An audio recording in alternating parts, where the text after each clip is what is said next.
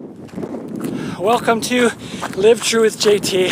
I'm JT and Jared Taylor, and I'm training to run the Grand Canyon rim to rim to rim, and my goal is 16 hours. Last night I had a dream that I was doing that the day had come and I was running and I was trying to get my time. And I remember looking at the clock thinking I was on my way back towards the South Rim. It was at 10 hours and I was thinking, oh man, I'm just barely on pace and I'm running out of time. I need to hurry. And then I got lost. And after that, I was able to find my way. And then I kept having obstacles kept coming up and setting me back. And and I remember feeling really good. I felt really good. I was running and just had a lot of energy, but I was getting really frustrated because of all the obstacles. It was a weird dream. And and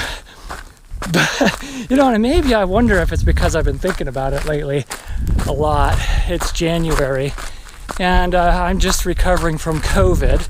If you saw the last video, I kind of gave a report on that I had COVID, and I was in the middle of that and wasn't sure when I could get back to the trail, but here I am. Today is just sort of an experiment day. I'm just gonna go do the Dynamite Gold Mine Loop, and that'll take me over the mountain. I just came up to the saddle over there. If you're familiar with the area, basically there's an incline to a saddle. You drop down into this valley.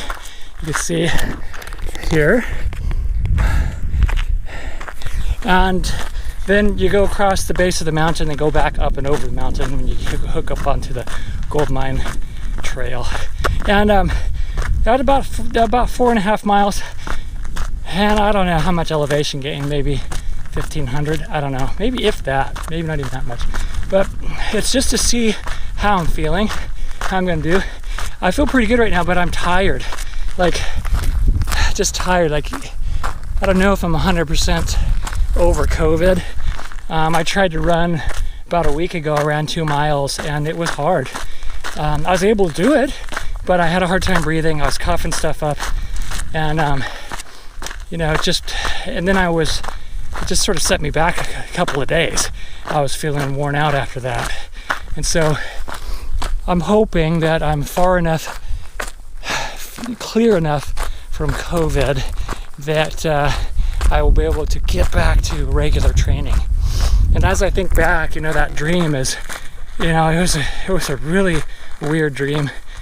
It was a good dream, but it was also kind of a nightmare. And I think I've been thinking about that and realized, every year there's setbacks. Every year there's some sort of setback.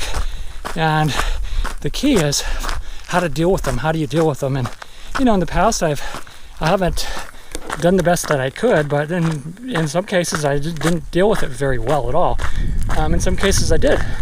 So we'll see.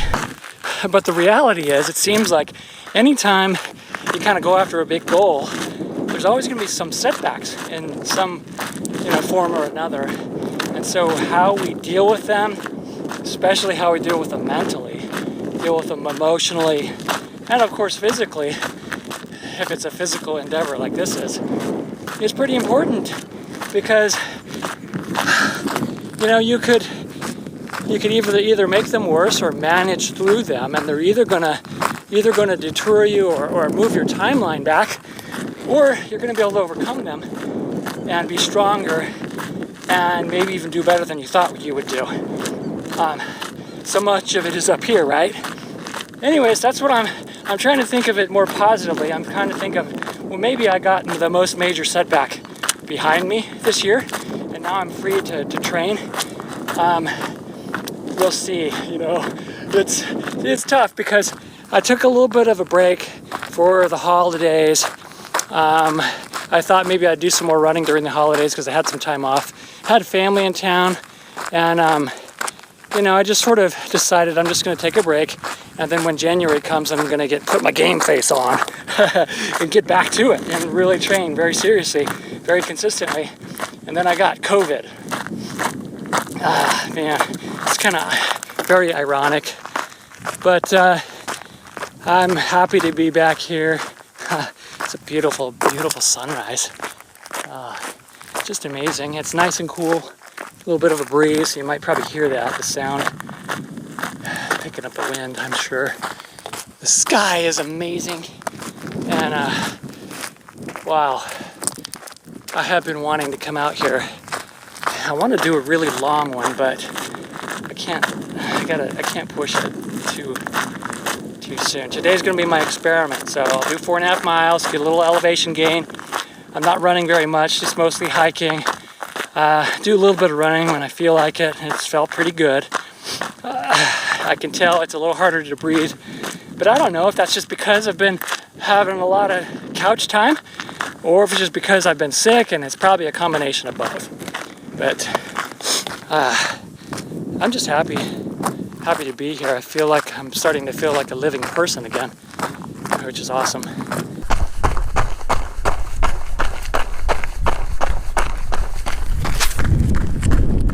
Morning.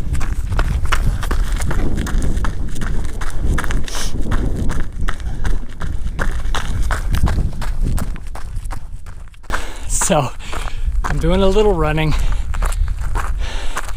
I'm not ready for that yet. It feels good, but I get tired really fast, and I have to stop.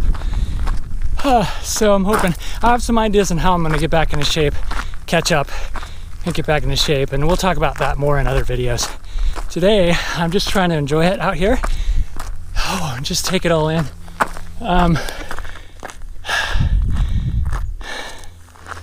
Speaking of COVID, I need to give you a little bit of an update. Being out here is really good for a lot of different reasons. And one of those reasons is that if you watched my last video, I mentioned that my whole family had COVID.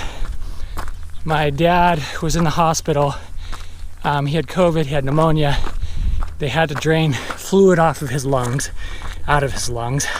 And they said one day that they drained 1.5 liters of fluid out of his lungs. How do you fit that much in your lungs? And then the doctor said, well, there's more. We just can't drain it all at once. And then they drained another half a liter or another liter a day or two later. It's crazy. He was on a ventilator and was in the hospital, I think, a week and a half or something. I'm happy to report that they were able to take him off the ventilator. He became stable enough and recovered enough that they actually released him. So he's back home. He still has to be on oxygen, but only at night now.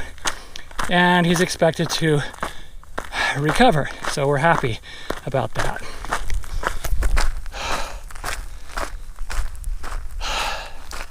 Well, he wasn't the only one that had it. I think I may have mentioned to you that my mother-in-law, who was living with us, got COVID as well. And at the time of making that video, she was doing pretty good.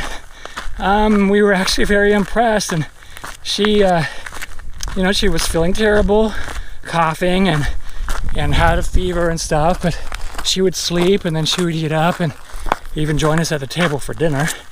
And my wife and I were looking at each other like, wow, she's doing pretty good, and maybe it won't be as bad as we thought.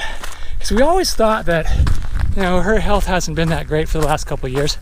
And we always thought once COVID came into the world and became a thing, we always thought, well, if she ever gets it, it won't be good. Well, we were thinking a few weeks ago,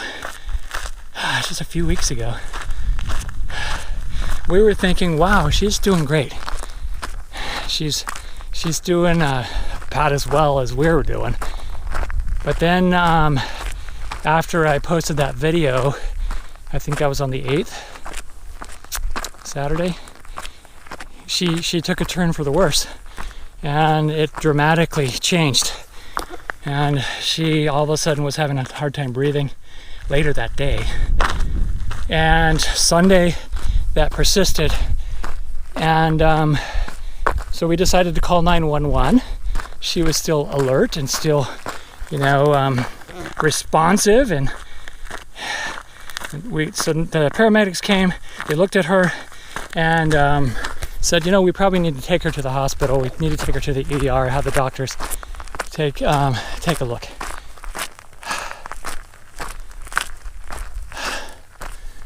An hour later, the doctor called and said it doesn't look good. She's got COVID, she's got pneumonia, and she has suffered a heart attack. And she was in cardiac arrest when she was at the hospital. And ultimately, she didn't make it. She passed away. She passed away 1 o'clock in the morning on Tuesday, the 12th, I believe it was.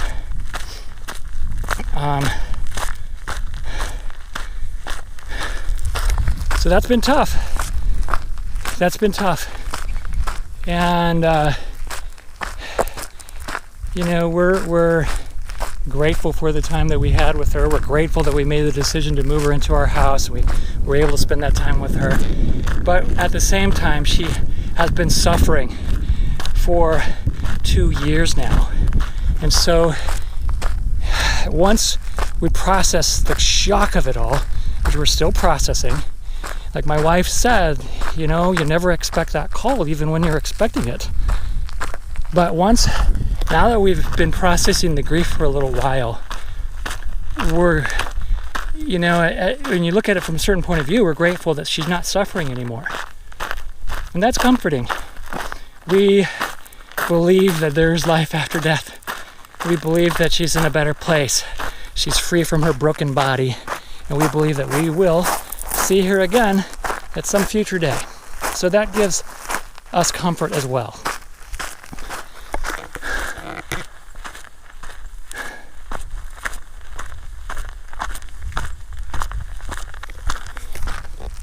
I've been wanting to come out here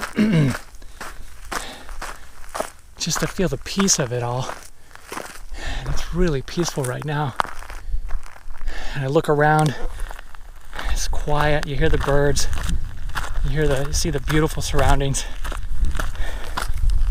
It's very nice, it's comforting in and of itself. This is a vlog, and it's about real life, and it's about, I'm a regular person trying to do something extraordinary. To me, right? I mean, for me, it's incredible. And I have to work really hard to become more than I am in order to do it. And that is very, very motivating to me. It's also very difficult. But it's real life, and real life things happen to people, and I hesitate to share some of this heavy stuff, but at the same time, it's happening all across the world. It's happening to people everywhere. And I used to be the guy that would argue the statistics of the flu killing more people than COVID, right? And why are we so afraid of this? My perspective has changed dramatically now, and I still don't want to live in fear. I still, I think that the statistics are very difficult to compare because COVID is relatively new, right? And okay, so what if those statistics are true? COVID is a new thing in addition to the flu that we already have, and it is also killing people. My dad didn't wind up in the hospital next to death because of the flu. My mother-in-law didn't die because of the flu. It was COVID in both cases. So I don't believe in living in fear, but I think it's something that we can't ignore. And I think it's something that, out of respect for other people, I'm still going to wear my mask.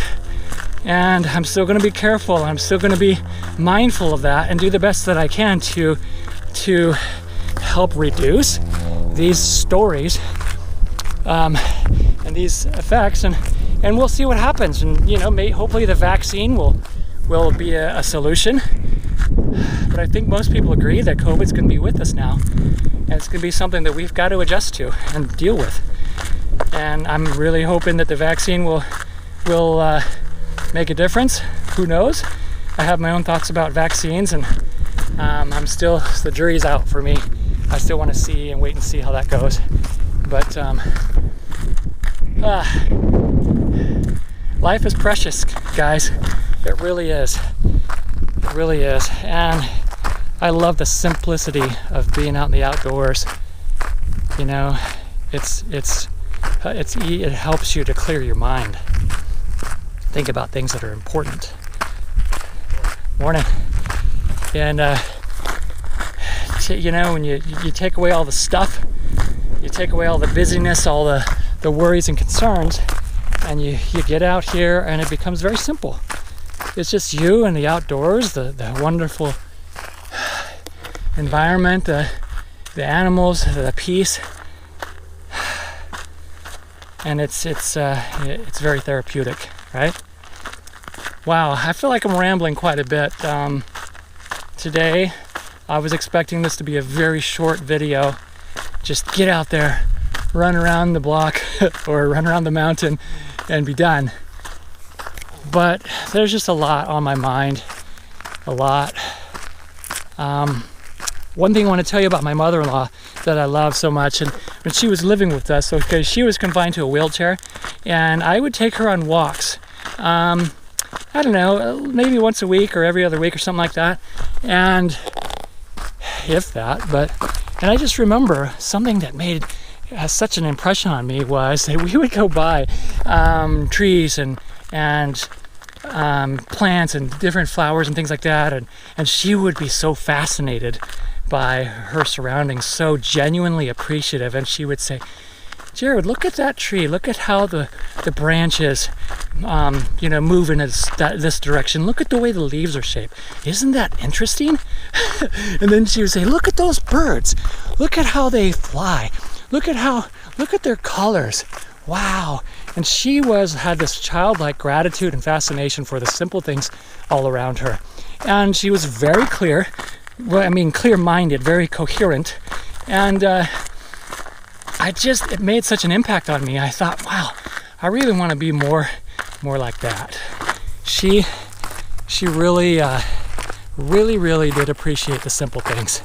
I think there's wisdom in that. I think that is one of the secrets to living happy, and she definitely had that.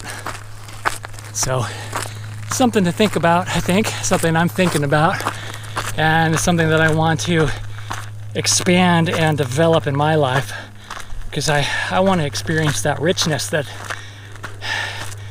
I could see that she was experiencing. And maybe it was everything that she went through. Maybe it was that she had a spinal cord injury and she was confined to a wheelchair and she's been in and out of the hospital next to death so many times. Maybe she knew. Maybe somehow she knew the time was coming. And that maybe that developed in her this appreciation for all the things around us that a lot of times we take for granted. I appreciate not hearing airplanes fly by, but there it is. I guess it's cool that we have airplanes because we can travel, makes that more convenient for us. But right now it's ruining my peace. Yeah, thanks for listening to my ramblings. I'm getting ready to head up the mountain here and back to the parking lot, so I'm going to do that. I don't know if I'll get shots of that or not, but if I do, I will let you know. If not, I'll check in with you when I'm back at the parking lot. Okay, back at the parking lot. Let's see. I am. Looks like Strava says I did 4.5 miles, about a 1650 pace, something like that. I'm not really worried about the time. I'm just glad to be out here today. I'm hoping I can get back to something more consistent. I'll know in the next couple of days, the next week, but I actually feel pretty good.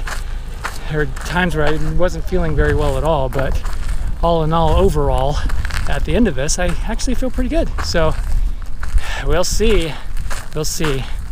Until next time, hope you have a great week, and I'll talk to you later.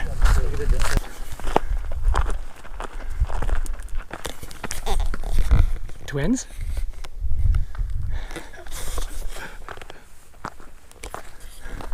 I know, he's way more buff than I am. So I'm the older, skinnier twin, I guess.